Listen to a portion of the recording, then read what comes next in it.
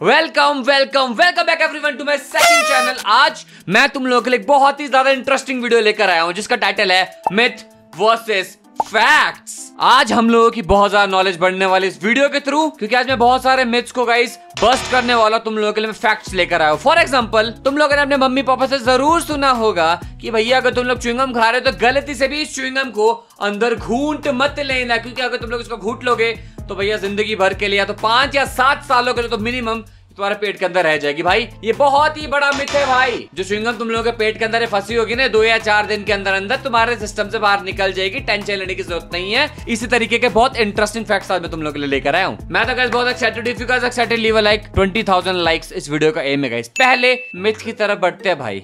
चलो, अगर तुम लोगों का खाना फ्लोर पे गिर जाएगा तो अगर तुम लोग उसको 5 सेकंड के अंदर उठा दोगे तो तुम लोग उसको खा सकते हो।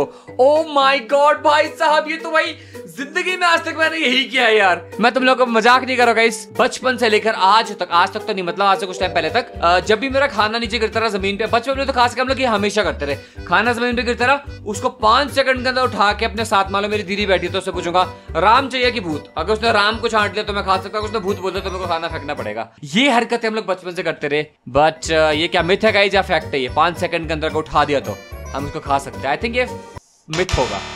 ये मिथ है, कंफर्म्ड है गाइस, ये मिथ है हमारा। जितना ज्यादा मॉइस्ट कंटेंट होगा गाइस खाने का, जितना लिक्विड ही होगा उतने ज्यादा बैक्टीरिया पैथोजेंस वगैरह उस पर स्टिक हो जाएंगे एंड भैया वो खाना उतना ही ज्यादा नॉन ईटेबल हो जाएगा। गिरा देते हैं और अगर 5 सेकंड के अंदर उसे उठा लेते हैं तो क्या खाने में सेफ होगा? वेल, कुछ फूड के टेक्सचर के बेसिस पर दूसरे फूड की कंपैरिजन में ज्यादा जल्दी इन्फेक्टेड हो जाते हैं। तरबूज जैसे फ्लैट और जूसी फूड में किसी ड्राई और यूनिक स्टेप वाले फूड की कंपैरिजन से ज्यादा जल्दी बैक्टीरिया ग्रो होते हैं, लेकिन दोनों में टाइम का डिफरेंस नेग्लिजिबल होता है, क्योंकि ये प्रूवन है चाहे कोई भी फूड क्यों ना हो वो इंस्टेंटली कंटेमिनेट हो जाता है। इंस्टेंटली कंटेमिनेट हो जाएगा। वो जो जमीन पे, अगर तुम्हारी जमीन ही गंदी है तो 5 सेकंड का क्या फर्क पड़ता है भाई? उसमें बैक्टीरिया तो आ ही जाएंगे ना, सिंपल सी बात है। नंबर 2, ये बहुत इंटरेस्टिंग फैक्ट था फर्स्ट वाला गाइस हमारा। ओके, अगर हम लोग अपनी छींक को बहुत देर तक होल्ड करके रखेंगे तो बहुत ज्यादा डेंजर होता है। इज इट अ फैक्ट और मिथ गाइस?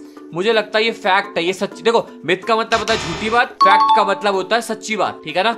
तो मुझे लगता है अगर हम लोग स्नीज को ज्यादा देर तक होल्ड करके रखेंगे तो शायद ये डेंजर होता होगा। ये फैक्ट है शायद से। लेट्स सी, मुझे आइडिया नहीं इस पर में। मिथ है ये? Are you serious dude? दोस्तों, शायद आपने भी कभी ये सुना होगा कि छींक को ना रोके, क्योंकि छींक को रोकने से आपकी जान भी जा सकती है। बट भाई देखो, जान तो नहीं जा सकती है तो कुछ भी बोल रही है लड़की, जान तो नहीं जा सकती है, बट मुझे लगा था शायद से अपने अंदर कुछ सिस्टम खराब हो जाएगा छोटा मोटा। Actually true? वेल, ये ठीक है कि छींकने के लिए बहुत ज्यादा फोर्स लगाना पड़ता है और इसे रोकने से ये फोर्स आपके जिस्म के अंदर ही कहीं रुक जाती है, जो कि माइनर कॉम्प्लिकेशंस का बाइस बन सकता है। हाँ, माइनर कॉम्प्लिकेशन हो सकती है, मैंने यही बोला था तुम लोग। जैसे कि कान का पर्दा फट जाना या ब्लड।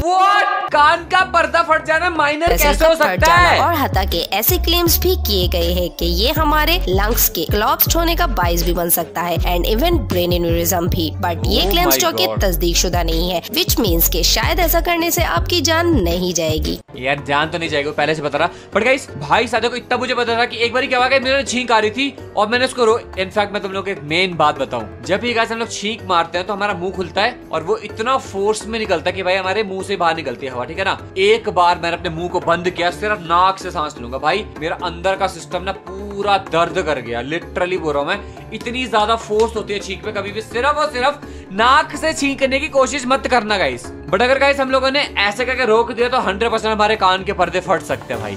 बहुत डेंजर है, कभी मत करना। नंबर 3 की तरफ बढ़ते गाइस। पीपल श्रिंक हो जाते हैं एज द एज के साथ हमारी हाइट कम हो जाती है। आई थिंक ये ट्रू है, आई थिंक ये फैक्ट है guys. Why?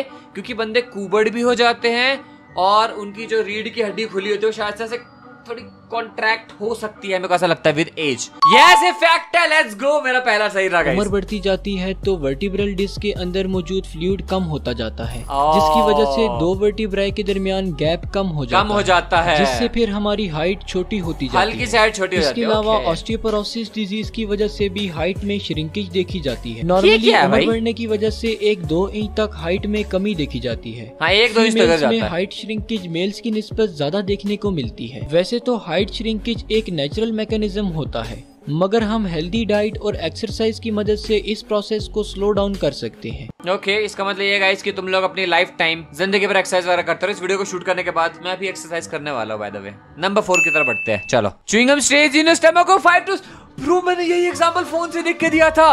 Oh my God, ऐसा कुछ नहीं है भाई, 5 से 7 साल तक नहीं रहता है, 2 से 4 दिन के अंदर अंदर ये निकल जाते हैं, ये मिथ है।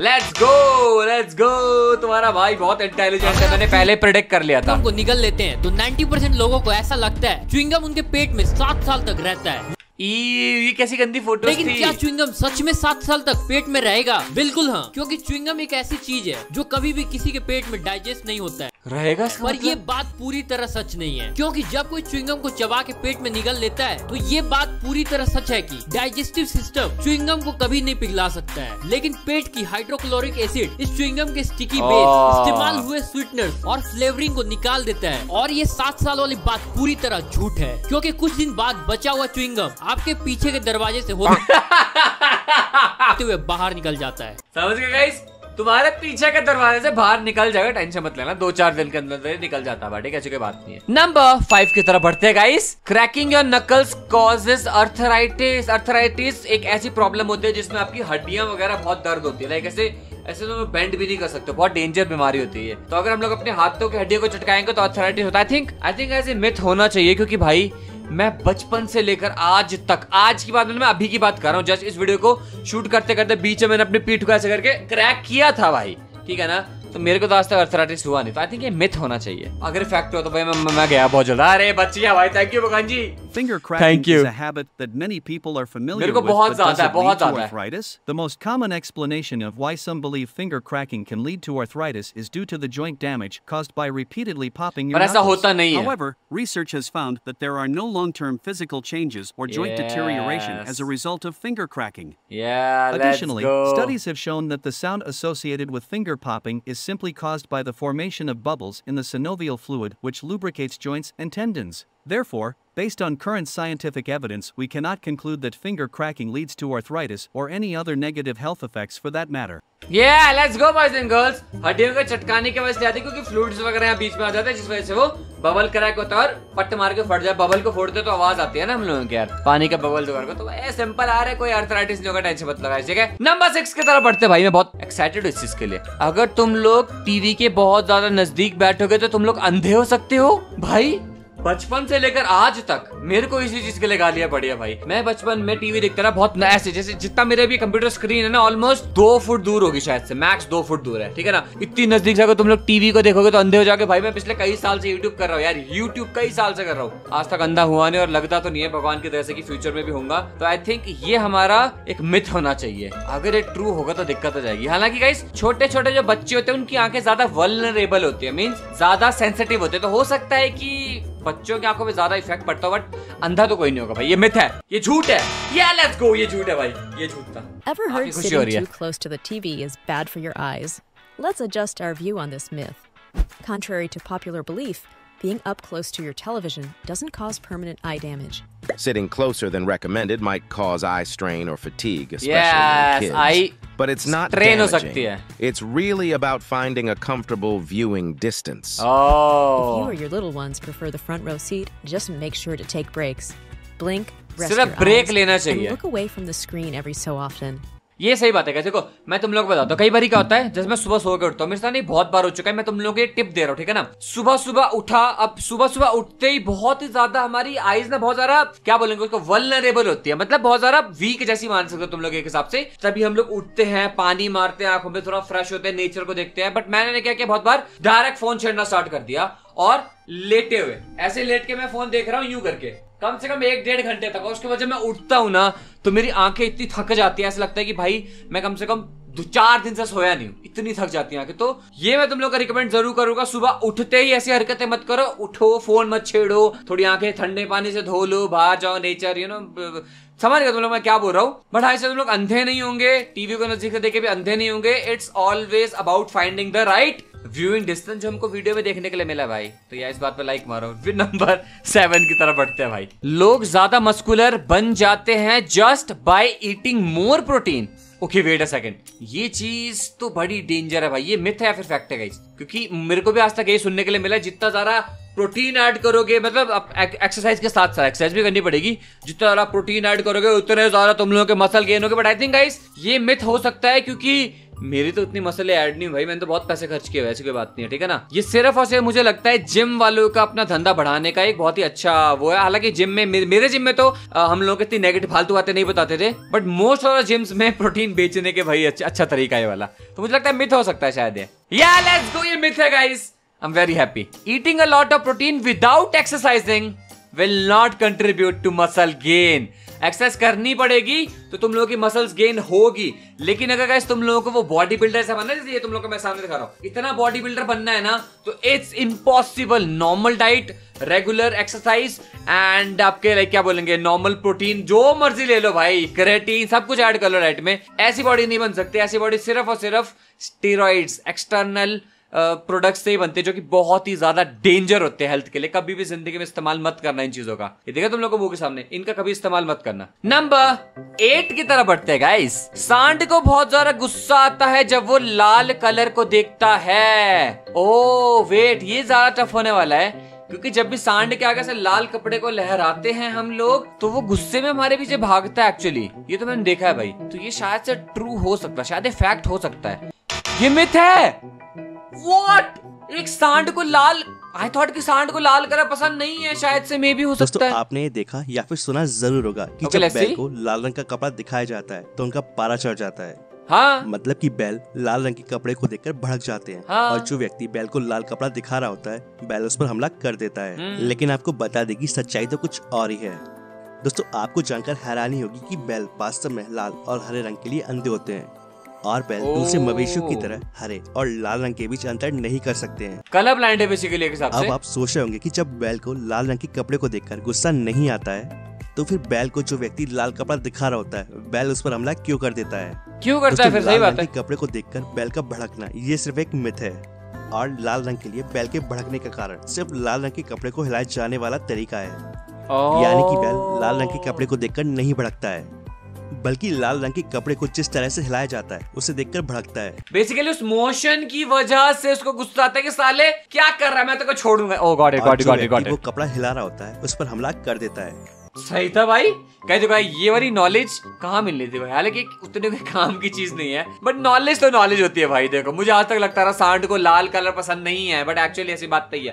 वो भाई बात तो सही है। मैं कितनी बार लाल कलर की टी शर्ट्स वगैरह पहन के बाहर गया हूँ, और सांड सूंड बहुत घूम रहे होते हैं हमारे इलाके में, एक भी नहीं पड़ा मेरे पीछे भाई आज तक। बट अगर मैं उसके सामने उस कपड़े को ऐसे करके हिलाऊंगा, उसको मॉक करूंगा, तब तो गुस्सा आ जाएगा। सही बात है, बात तो सही। Number 9 guys, okay. अगर तुम लोग एक चिड़िया के छोटे से बच्चे को अपने बेयर हैंड से टच करोगे तो उसकी मम्मी उसको रिजेक्ट कर लेगी। भाई ये तो मैं पहली बार सुन रहा हूँ इस वीडियो के माध्यम से यार, कि छोटे बच्चे को हाथ से पकड़ के शायद उसकी मम्मी उसको रिजेक्ट कर, आई डोंट नो। और मुझे लगता तो ये गाइस कि मिथ होना चाहिए, क्योंकि एक माँ यार, चाहे वो चिड़िया की मम्मी क्यों ना, वो अपने बच्चों का अबैंडन थोड़ी करेगी ना। ये मिथ है भाई। या let's go. I am so happy. अगर ट्रू होता भाई, मेरे को बहुत दुख होता भाई। Did you know that touching a baby bird with your bare hands does not actually make its mother reject it? Shocking, I know. Shocking क्या भाई, हमें तो पता ही नहीं इस बारे में। ये तो ऐसे बोल रहे थे कि भाई हमारे तो घर में यही हमको बताते हैं, चिड़िया के बच्चे को मत पकड़ना, उसकी मम्मी छोड़ देगी उसको, है ना। It's just one of those things that people say. But think about it. Birds don't have a great sense of smell. So how would they even know that their little chick was touched by a human? सही बात है भाई। Plus, bird parents have a strong instinct to protect and care for their young, regardless of how they smell or who has touched them. भाई ये बोल रहा है birds के पेरेंट के स्ट्रॉन्ग इंस्टिंक्ट होते हैं अपने बच्चों को बचाने। भाई वो किसी के भी यार, तुम लोग एक भालू का बच्चा होता है ना, जब भालू का बच्चा रास्ते में चल रहा होता है, भाई मजाल है कोई इंसान आसपास आके देखे जरा, भालू उसके चीथड़े चिथड़े आ देगा उसकी माँ, समझो तुम लोग। तो भाई ये तो हर एक पेरेंट्स में होता ही है। So the next time you see a baby bird out of its nest, don't be afraid to lend a helping hand. Yeah, समझ गए भाई, समझ गए। नंबर 10 गाइस, आज का आखिरी हमारा, आज का आखिरी। The sun is yellow. Wait a second, the sun is yellow. सूर्य देव हमारे येलो। ओह ये पक्का मिथ होगा गाइस, ये मिथ है। वाई मैं बताता तुम लोगों को। देखो मैंने साइंस पढ़ी हुई है, तो साइंस के अकॉर्डिंग मैं तुम लोगों को बताता हूँ ये क्यों हो सकता है, ठीक है ना। हालांकि मैंने एग्जैक्ट इसकी एक्सप्लेनेशन कहीं नहीं पढ़ी है, बट क्योंकि गाइस सूर्य से हमारी जो किरणें निकलती है वो व्हाइट कलर की होती है, व्हाइट रेज निकलती है, लेकिन पृथ्वी में आते आते वो येलो क्यों हो जाती है? तो मुझे ऐसा लगता है कि शायद से उस लाइट की वेवलेंथ का फर्क पड़ता है। वेवलेंथ वगैरह जो लाइट की होती है ना, तो उसका या तो वो डिस्पर्स होती है या तो वो क्या बोलेंगे दूसरा वर्ड, डिस्पर्स का एक और वर्ड होता है, उससे रिलेटेड कुछ होता होगा जिससे उसकी वेवलेंथ चेंज होती है। एंड अगर गाइस लाइट की वेवलेंथ चेंज होगी तो उसका कलर चेंज होता है, अलग अलग वेवलेंथ के कलर्स होते हैं, क्योंकि ये चीज मुझे पता है जो मैंने साइंस से पढ़ी आज तक। बाकी तो भाई देखते जरा, है ना। मिथ और फैक्ट तो भाई येलो है, ये तो मिथ होगा, है ना। लेट्स गो मिथ है, बट क्यों मिथ है ये मैं देखना चाहता हूं। No, it's not. It's white. नहीं ये बिल्कुल It's white. सच है। Our sun is not yellow. It's actually white. और इसके येलो दिखने का सबसे मुख्य कारण है हमारे अर्थ का एटमॉस्फेयर। असल में सन विजिबल स्पेक्ट्रम के हर एक लाइट को एमिट करती है। एंड अगर इन सबको कंबाइन कर दिया जाए तो हमें व्हाइट कलर मिलेगा। And that's the real colour of our sun. देखो होता क्या है कि जैसे ही लाइट हमारे अर्थ के एटमॉस्फेयर तक पहुँचती है तो इन सभी लाइट्स में से ब्लू लाइट या शॉर्टर वेवलेंथ लाइट स्कैटर हो जाती है। But here's the tricky part, इन सभी लाइट्स में से येलो और कलर स्कैटर नहीं हो पाती है एंड वो डायरेक्टली स्ट्रेट अवे हमारी आंखों तक पहुंचती है। And that's the main reason जिसकी वजह से हमारा सन येलो और रेडिश कलर का दिखाई देता है।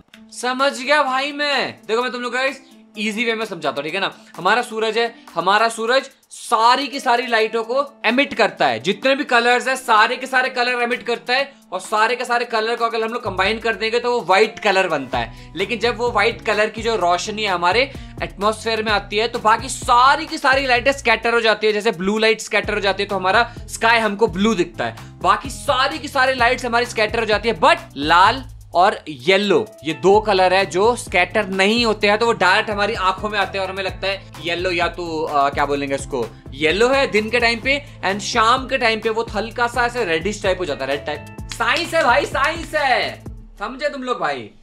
तो यार गाइस ये थे हमारे 10 मिथ्स वर्सेस फैक्ट। यार काफी मजा आया इस वीडियो को बनाते हुए, तुम लोगों को भी आई होप कि मजा आया होगा। कि तुम लोग अभी तक गाइस देखे हो ना इस वीडियो को तो कुछ ना कुछ कमेंट करके चला जाना यार, मुझे काफी अच्छा लगेगा। हमारा सेकंड चैनल इसको मैं ग्रो कराने की कोशिश कर रहा हूँ, ग्रो करेगा तो मैं और भी धांसू कंटेंट फ्यूचर में लेकर आने वाला हूँ। बाकी इस वीडियो पसंद आए तो लाइक जरूर करना, चैनल पे नए हो तो सब्सक्राइब जरूर करना, और मैं मिलता हूं तुम लोगों से ऐसी धांसू नेक्स्ट वीडियो में। बाय।